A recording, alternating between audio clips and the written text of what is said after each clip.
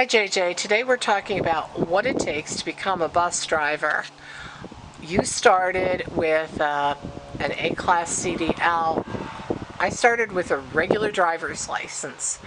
Where does one start if you're like me with just a driver's license? That is a good question.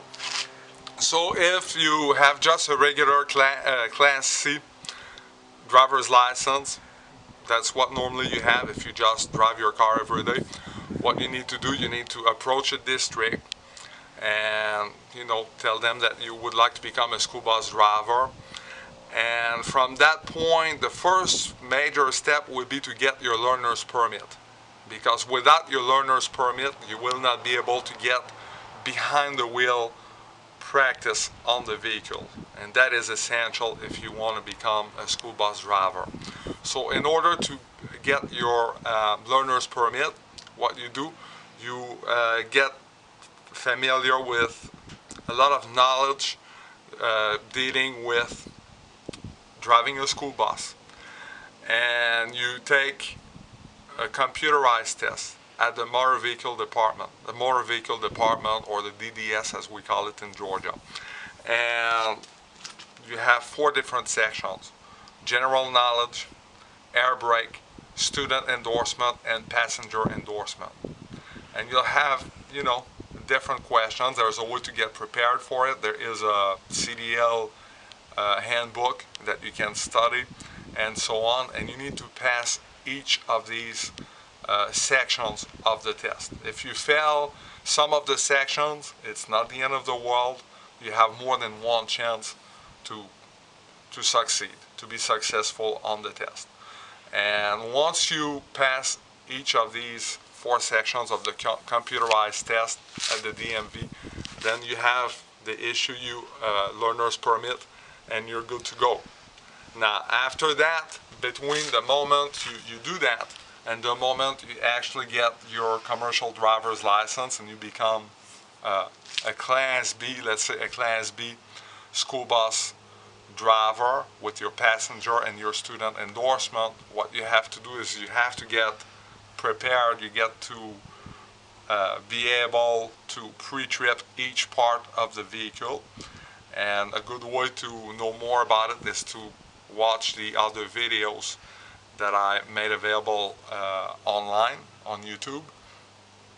And you have to have so many, depending on what district you deal with, you have to have so many hours observing another school bus driver with students on the bus, because managing students is also an important part of the job. And you have to have so many hours practicing with an instructor behind the wheel and demonstrating that you're ready to drive the vehicle. And if there are corrections that are necessary, then the instructor can help you out improving the way you drive the vehicle. At that point, you are scheduled to take what is called a third-party test, and you take that test in a DMV approved location. A DMV examiner see how good you pre-trip the school bus. They normally have a checklist, and they make sure that you cover every part that I showed. You might have, it's at the discretion of the DMV, you might have to demonstrate the entire bus. You might have to demonstrate only a section, but you will have to pre-trip the bus. You will have to take a road test and demonstrate how well you drive and how safely you drive the vehicle. And at this point, if everything is successful, you will be issued a CDL, a commercial driver's license, and will become a school bus. Now, at that moment, okay, depending on what district you deal with, the districts most likely will ask you to submit to a drug test, to a background check, to a drug test. Did I say drug test? Yes. Drug test, background check. Your driving record is very important. They will ask that you get a DMV issued record of your last 7 years of driving, making sure you have a fairly clean record. What else? A medical test, a medical exam also. You will be submitted to a medical exam. So there are different, procedures that you have to follow, to go through. And at this point, you should be considered for hire.